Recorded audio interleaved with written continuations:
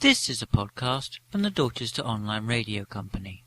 There are some terms and conditions regarding its use. Probably. We hope you enjoy it, and if you do, maybe you would enjoy other podcasts.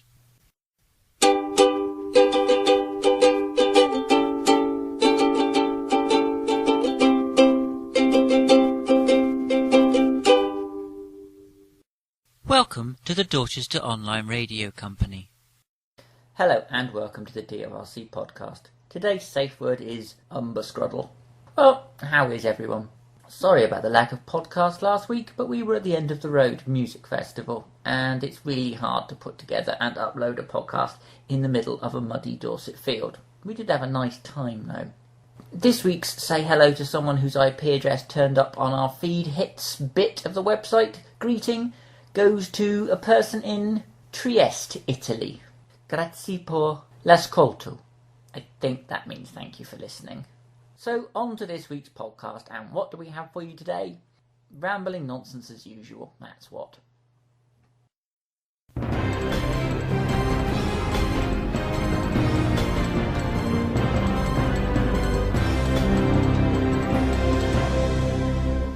Hello and welcome to the DORC News. Paul Ryan has changed his name on Twitter to Paul Ryan VP. Now, some have seen this as a little presumptive, as he's only standing to be Vice President and isn't yet. But it is possible that he actually believes this to be true, and that he is already the Vice President. Mr. Ryan does seem to be a slightly odd man who thinks that the truth is whatever is coming out of his mouth at the time. Take, for instance, his recent claim to have run a marathon in, quote, 2 hours 50-something. Now that is a fine time to run that distance. Really very impressive. So impressive in fact that he might remember the actual time a little more accurately than that.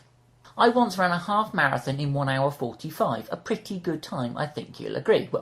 Well, unless you're Mo Farah, I suppose. By the way, if you are Mo Farah, well done you. Anyway, I remember it for several reasons.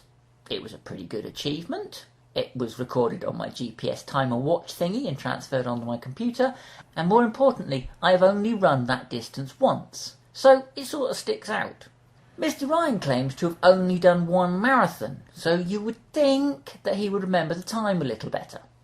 Luckily for him, all times of organised marathons are recorded and stored, so it has been quite easy for people to remind him of the actual time he ran. His real time for the race in 1990 was 4 hours, 1 minute and 25 seconds. Quite a bit longer than he claimed. Now, the question is, why lie? And he did lie, as runners don't forget this stuff. Honestly, we are obsessed. Why would he do that? You will get found out.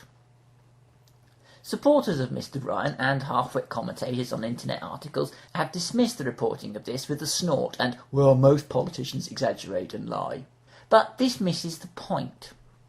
The reporting of this episode of what Hillary Clinton called misspeaking when she got caught lying, when she claimed her plane landed at an airport whilst under fire, is being used as a proxy for the rest of Paul Ryan's campaign. Take, for instance, his speech at the Republican convention. It is widely reported that it contained very little actual truth. Many bloggers and journalists have pointed out some of the issues with its relationship to facts.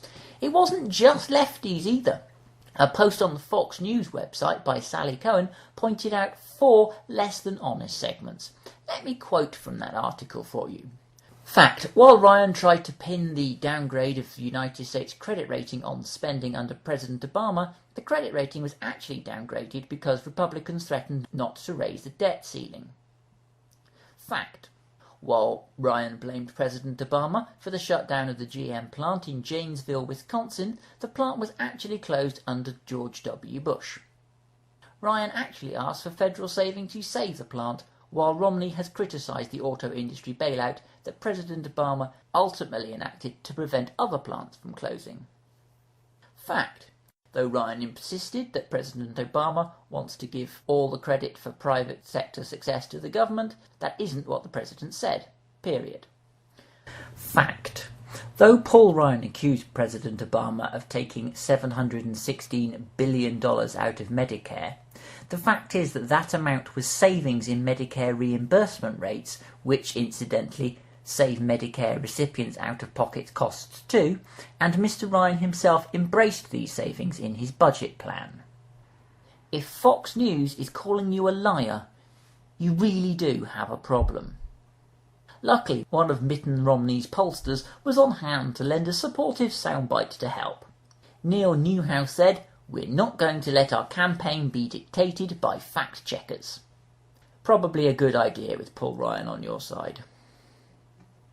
Some towns and villages in this country have some very odd or very funny names, but a recent survey claims to have found the funniest.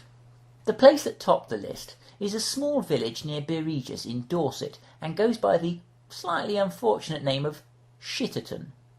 Now, whilst this is funny, I'm not sure that it is the funniest.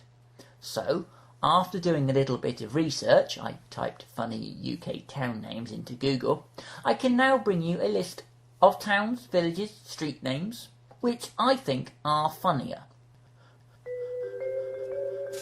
London, for instance, has several very amusingly named places, such as Back Passage, Mincing Lane, Percy Passage, Swallow Passage, Cumming Street, Cockbush Avenue. There are villages called Balls Green, Balls Cross, Great Cockup and Little Cockup. Those are hills in the Lake District. Lickers Lane on Merseyside. Ramsbottom, always funny. Prick Willow in Cambridgeshire. Slack Bottom in Yorkshire. Slag Lane, Merseyside again. Splat, Cornwall. Feltwell. Feltham Close. Fanny Avenue. Come on, that is funnier. Golden Balls, Oxfordshire. Grope Lane, Shropshire. Thong, Kent. I believe that's near a place called Dean. There's a place called Titty Hill in Sussex. Ugly in Essex, obviously. Washdyke in Norfolk. Scotland has two places called Backside. Cock of Arran, which is on the Isle of Arran in Scotland. The Butt of Lewis. Come on, people, these are funny. Rimswell in the East Riding of Yorkshire. 6 Mile Bottom. In fact, Bedfordshire has a Shittington, very similar to our Shitterton in many ways. Spanker Lane. Stoke-on-Key. The Blind Fiddler. Winkley Street.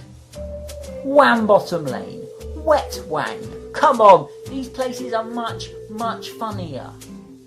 In Wales, there is a place called Splot. Another place called Three Cocks. There is Tarts Hill and St Mellons. Scotland has a mountain called the Bastard.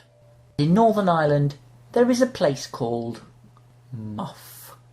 And in Orkney, there is somewhere called Twat.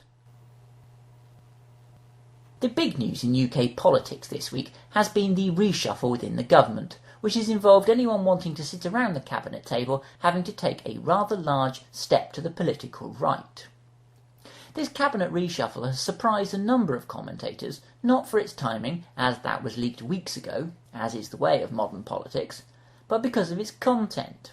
The question being asked around Westminster and Fleet Street, or at least it would be if newspapers were still published there, a note there for lazy cliché writers, is, was David Cameron serious?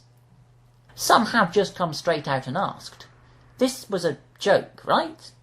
Why, you may ask, has this reshuffle been treated as if it were a work of either comedy genius or performance art? Well, it comes down to the fact that Mr. Cameron seems to have gone out of his way to find the least appropriate people to run the departments that he has handed to them. For instance, Chris Grayling has moved to the Ministry of Justice. However, he thinks it's okay for owners of bed and breakfasts to turn away gay people on the grounds of their sexuality, which is against the law, as long as those carrying out this clear discrimination believe in a specific sky fairy. But it was in their own house, apologists will whimper. Yes, it was, but that house was being run as a business, and therefore is bound by business laws, which they broke. Or how about Maria Miller, who, amongst other things, is the Minister for Equality and Women? She voted against gay adoption rights, against the process of the Racial and Religious Hatred Bill in favour of defining homophobia, racial hatred and prejudice as simply just a freedom of speech thing, and against the Human Embryology Act, which would have given lesbian couples the right to IVF. Not that equal. Or perhaps a transport minister who's afraid of flying. Owen Paterson, Environment Secretary, whose new department also covers climate change, is a climate change denier. He is an advocate of shale gas extraction, he is in favour of a third massively polluting runway at Heathrow, and he hates wind farms. Following the riots last summer, prison sentences were handed out to people who stole a bottle or two of water. People who cheat their benefits are derided in the press and by MPs and are again handed prison sentences. On an unrelated point, David Laws, a man who attempted to steal tens of thousands of pounds from the public via the medium of deliberately lying on his parliamentary expenses form, has returned to government. After claiming £56,000 that he wasn't entitled to, he apologised to Parliament and resigned as Chief Secretary to the Treasury. He was only asked to pay back the money. No other punishment was deemed necessary for this embezzler, who remained close to Nick Clegg during his short sabbatical from government whilst remaining an MP. He is now a new education minister. Whilst these appointments had practical joke spotters wondering, there was one name and new job that pushed the reshuffle from being maybe just one or two bad decisions to there is no way on earth that this isn't some sort of elaborate hoax. And the name that broke the camel's back? Jeremy Hunt, the MP for Rupert Murdoch. After being basically called a liar at the Leveson inquiry, which most people accepted was a reasonable definition for him, it was thought by some that he would lose his job. Others, however, pointed out that he hadn't been fired so far, so why would he be fired now? And as David Cameron had supported him during his troubles, he couldn't turn around and get rid of him now, as it would have shown that the Prime Minister had been wrong, and that would never do. Taking all of these things into account, what actually happened still managed to surprise everyone. A man who co-authored a book that described the NHS as a 60-year-old mistake, and thinks that homeopathy not actually working is no reason for it not to be prescribed by NHS doctors, was made Health Secretary.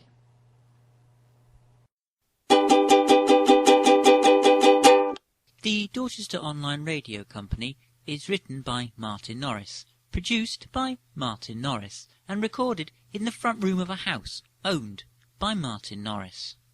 Please do feel free to give us a good review on iTunes, or Twitter and Facebook your friends to tell them about us. Thank you.